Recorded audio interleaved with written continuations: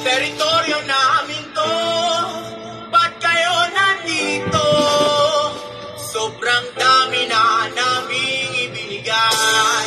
Teritoryo namin to, ba't kayo nandito?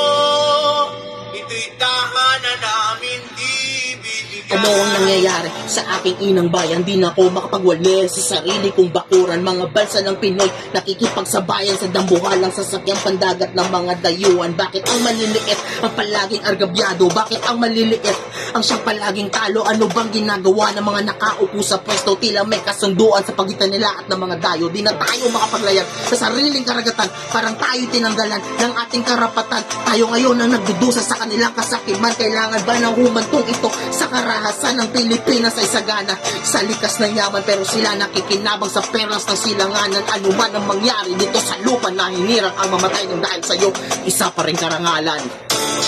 Teritoryo namin to, ba't kayo nandito? Sobrang dami na naming ibinigay. Shout out Santiago.